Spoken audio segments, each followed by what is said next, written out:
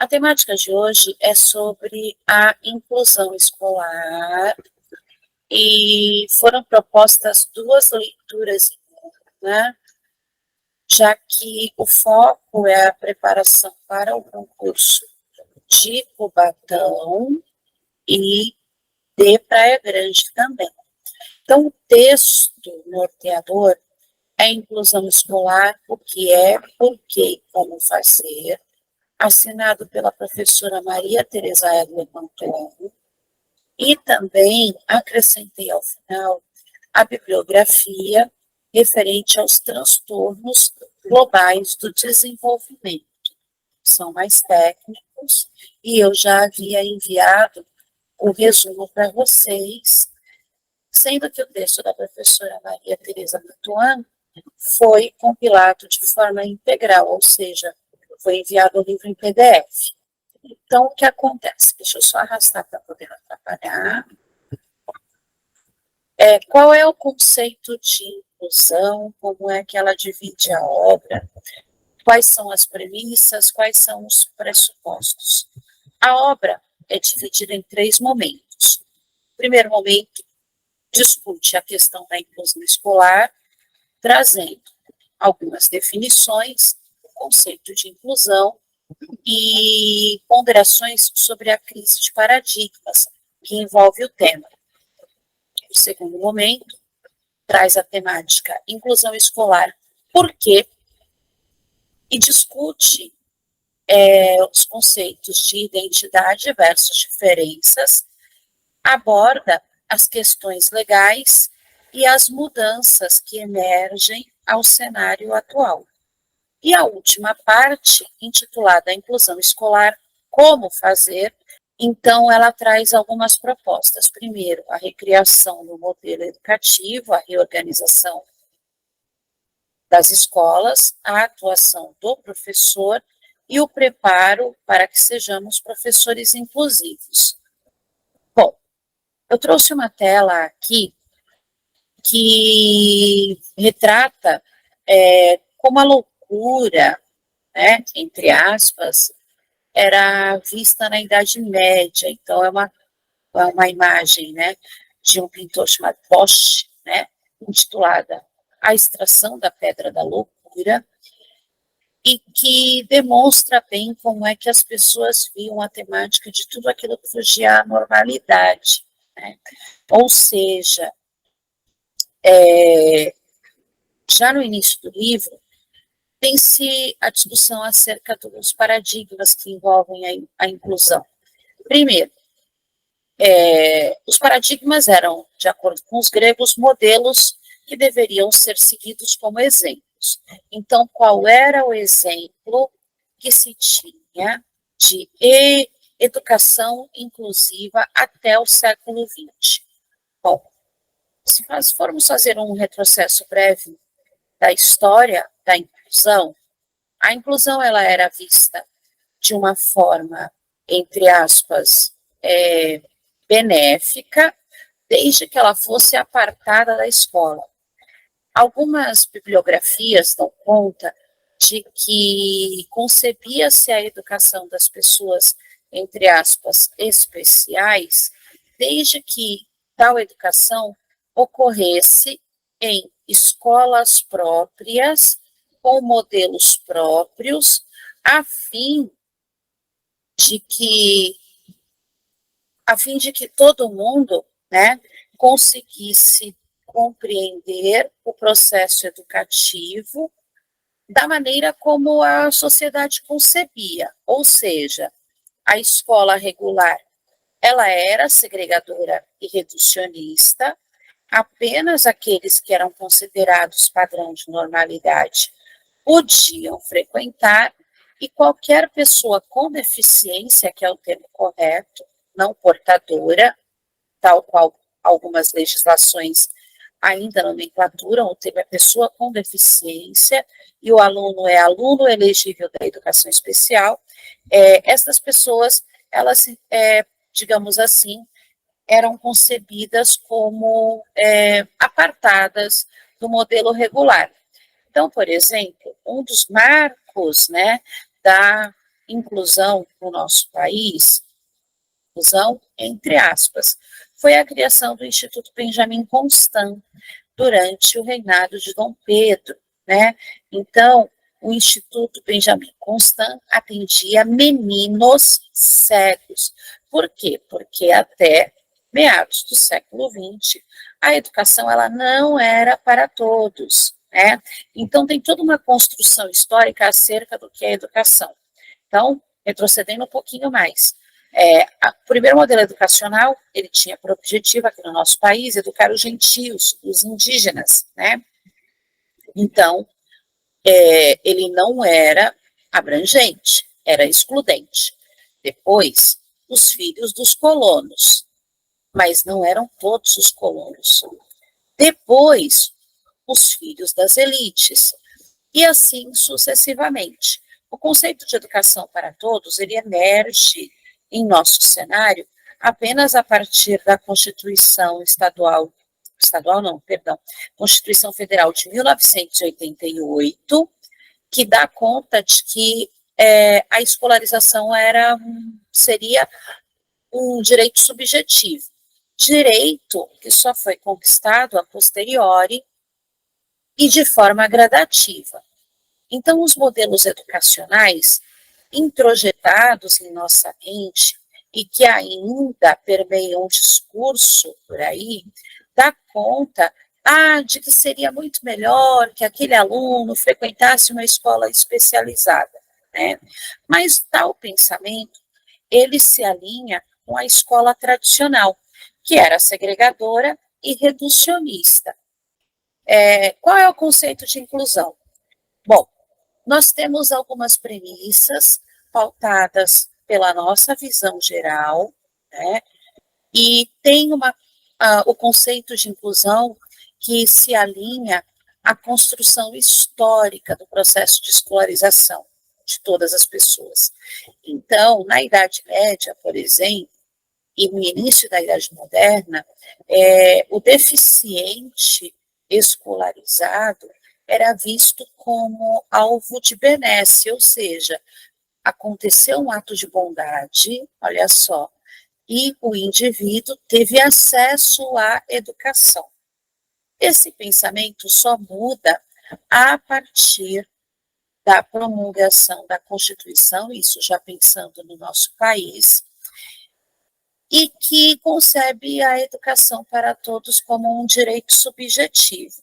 Bom, se a educação para todos é um direito subjetivo, se ela é um direito de todos, a legislação, nós vamos ver um pouco na frente, ela diz que toda criança tem direito ao acesso e permanência na escola. Acesso e permanência. Com qualidade, sem qualidade, como funciona? Então, a professora Mantoan, ela vai dizer o seguinte, que nós temos dois tipos, né, de, entre aspas, inclusão na escola, sendo um deles a integração e o outro a inclusão propriamente dita. Nas situações de integração escolar, o aluno está, ou seja, ele ganhou o direito a frequentar o ambiente escolar regular. Então, o aluno ele está inserido na escola comum e não mais na escola dita especial. Estes alunos são agrupados, muitas vezes, por deficiências, né? Há até algumas pessoas que comentam que em municípios específicos só é permitido ter um autista por sala, e assim por diante. Bem, na educação em que o aluno ele é apontado como intrínseco a uma determinada deficiência e que ele é, inclusive, avaliado e visto de um jeito diferente, né, no ensino regular, nós temos o que ela chama de justaposição do ensino especial no regular. O que é isso? Como é que funciona? Na integração, nós temos alguns atendimentos especializados no ambiente regular de ensino, né? E o aluno, ele tem, entre aspas, o direito a frequentar o mesmo ambiente que todos.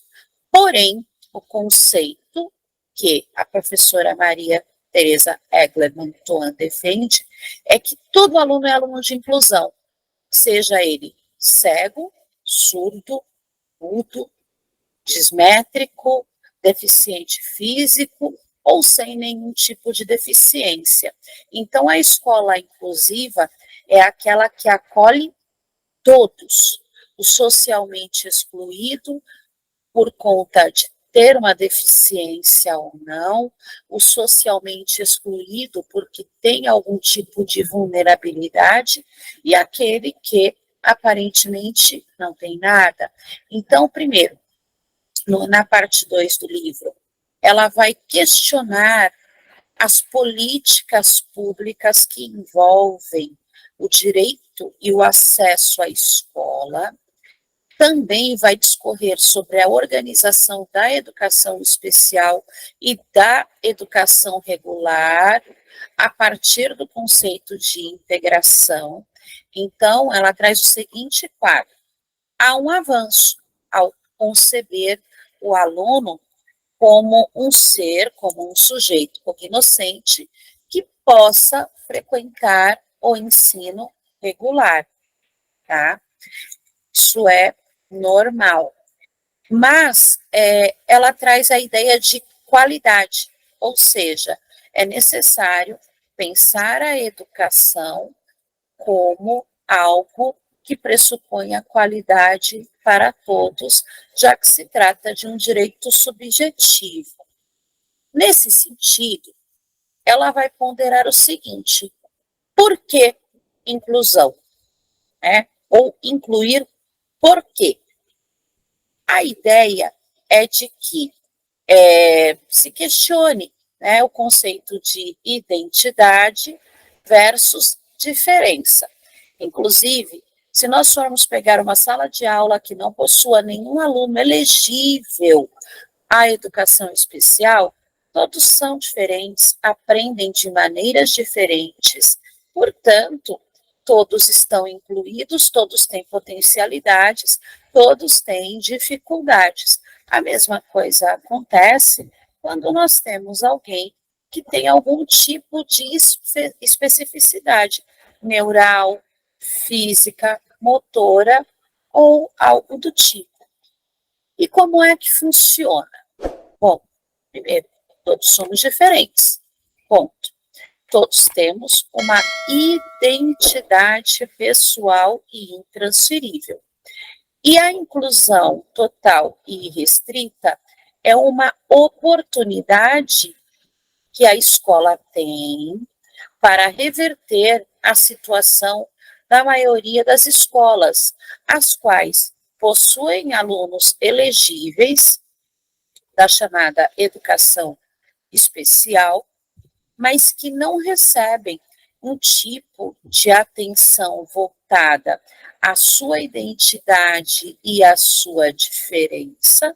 E, nesse sentido, ela diz o seguinte: é necessário ponderar sobre o que e como a escola ensina, de modo que os alunos não sejam penalizados pela repetência, pela evasão, pela discriminação e pela exclusão.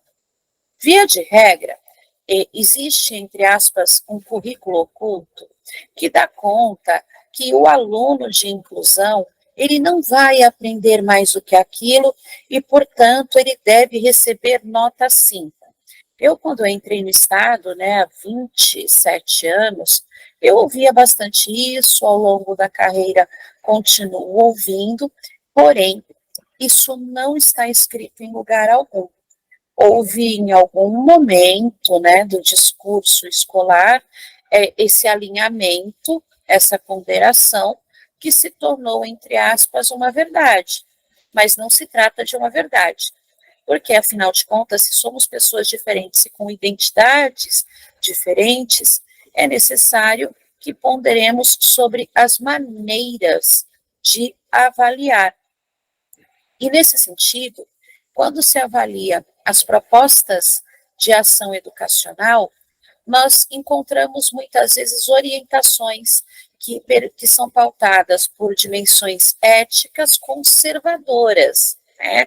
Por mais que tenhamos leis que deem conta do acesso à educação para todos, a tolerância, a permanência e o elemento qualitativo, ainda assim, nós nos damos conta de que em alguns momentos as pessoas elas analisem e pensem no seguinte: bom, eu estou na escola, o aluno está na escola, mas esse aluno ele não vai aprender além disso, então eu vou me relegar a desenvolver apenas os objetos do conhecimento inerentes à minha disciplina, sem me preocupar se aquele ser humano vai aprender ou não, já que o objetivo seria apenas a sociabilidade. Não é bem assim que funciona, né? Bom, a base da inclusão é o respeito e é a ética, que é parte da compreensão que as diferenças elas são fixas e definitivamente estabelecidas, ou seja, somos todos diferentes. E aí, o que nós temos que fazer? Respeitar e acabou. Fim de papo, né? E a ética, ela possui algumas dimensões, né? Sendo uma delas crítica e a outra transformadora, né? E ela permeia, a ética permeia a luta pela inclusão escolar. Normalmente, ela se opõe, né, à visão conservadora que entende que as diferenças devam ser segregadas, né, por, entre aspas, aproximação. Então, classes apenas para alunos com deficiência intelectual, classes apenas para alunos com surdez e assim por diante. Por quê? Porque no ensino tradicional entende-se que a diferença ela faz daquele ser humano diferente. E na educação inclusiva concebe-se a diferença como aquele ser humano sendo único e, consequentemente, somos todos elegíveis da educação inclusiva.